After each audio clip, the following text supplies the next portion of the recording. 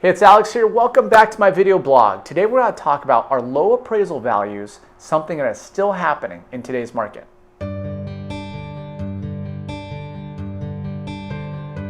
The answer is yes. We are still seeing low appraisal values. Why does it happen? Well, oftentimes the appraiser is someone that is an independent third party, but they have to substantiate the valuation of the home using the data that is there. So typically they need at least 3 closed sales that substantiate this value. In this market that is low inventory, sometimes there's not enough sales that happen that actually allow them to go ahead and put this number on paper. So then there's a gap in that appraisal value. Well, what happens if you're a buyer and the appraisal value doesn't actually come in?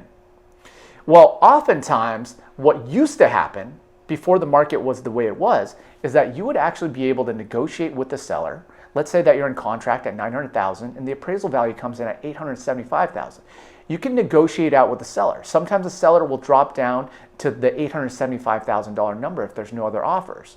But in this market, what's happening is that there's very little negotiation, and oftentimes the buyer signs off at the very beginning that the appraisal value contingency is not part of the agreement, that they will make up any gap if it doesn't appraise. So that would mean the buyer would come out with a $25,000 gap in my example. So that's one of the things that you're ultimately seeing. But how do you prevent there being a gap? Because even if the buyer has signed off up front, they may not be excited about it. So you really want a foolproof approach to go ahead and do that. And you want to maximize the valuation of your home to reduce the friction on the transaction. So one thing that we do is that when we're in contract, we look for the close relevant sales that we would like the seller, the appraiser to go ahead and understand. So we pull the valuation and we give the appraiser the comparables that we think are good bases for it. And on top of that, as a seller, what we do is that we find out everything that our sellers have loved about the home.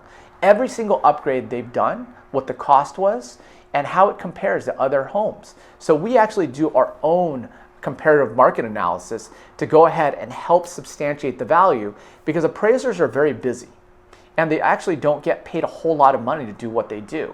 So if we make their job easier, they're more likely to go ahead and lean on our side and lean on our data when we've given them a complete package to make their lives easier to get that appraisal value. And I will tell you that homes that probably shouldn't have appraised based on just the generic data, but after giving them all the information we needed, that happened and basically reduces friction, and the buyer's excited because they're not coming out of pocket with the money, and the seller is excited because ultimately they're getting all the money that they need to go ahead and close a transaction as promised. So low appraisal values are still happening. There's some things that you can do to prevent it, and as a buyer you can kind of protect yourself by seeing if the lender can go ahead and get the appraisal value in during your inspection period, which is the shortest period of the transaction.